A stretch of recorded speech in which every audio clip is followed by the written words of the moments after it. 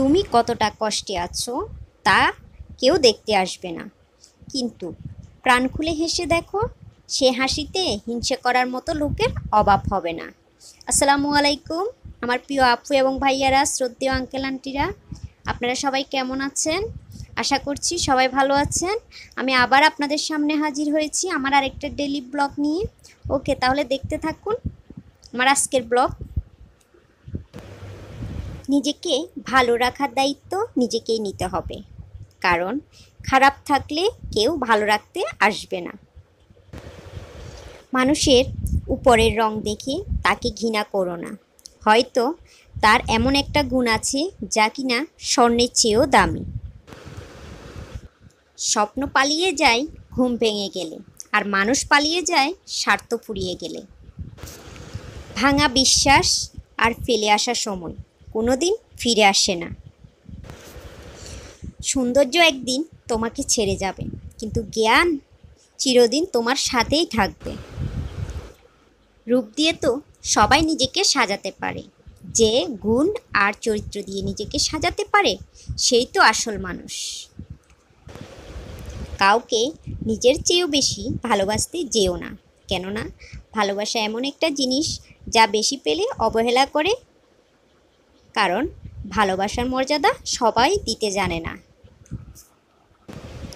জীবনেই একমাত্র সেই সুখী হতে পারে যে সমস্ত পরিস্থিতিতে নিজেকে মানিয়ে নিতে পারে।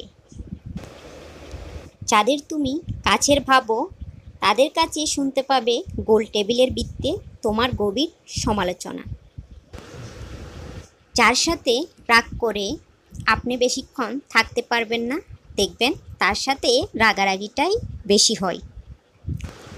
সরল মানুষের সবথেকে বড় ভুল কিছু মানুষের অভিনয় বুঝতে না পারা। অর্থের শূন্যতার চেয়ে প্রিয়জনের শূন্যতা মানুষকে বেশি কাঁদায়। মানুষ তখনই অহংকার করতে শুরু করে দেয় যখন সে তার যোগ্যতার চাইতে বেশি কিছু সহজে পেয়ে যায়।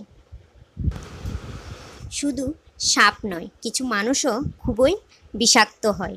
সাপকে তবুও দূর থেকে চেনা যায়, কিন্তু বিষাক্ত মানুষকে চেনা খুবই কঠিন।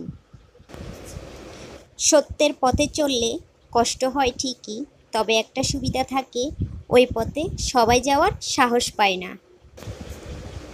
খারাপ সময়ে না এলে ভালো সময়ে যারা তোমার সঙ্গ দেবে, খোঁজ নিয়ে দেখো, বিশ্বাসঘাতকতা তারাই বেশি করে। নিজের অবস্থান নিয়ে কখনো গর্ববোধ করো না, কারণ এ বিশ্বে সব কিছুই পরিবর্তনশীল। মনে রেখো, রাজাকেও মাটিতে পা ফেলতে হয়। এই যে আপনাদের সাথে কথা বলতে বলতে আমার দুধ সেমাই অলরেডি রেডি হয়ে গিয়েছে, তাই খেতেও আমি বসে গিয়েছি।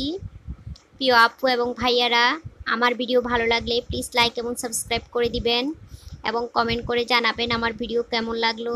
আর যারা ফেসবুক পেজ থেকে দেখছেন প্লিজ আমার পেজটা ফলো করে দিবেন। ওকে, আল্লাহ হাফেজ, আসসালামু আলাইকুম। সবাই ভালো থাকবেন, সুস্থ থাকবেন, আর বেশি বেশি আমাকে সাপোর্ট করবেন।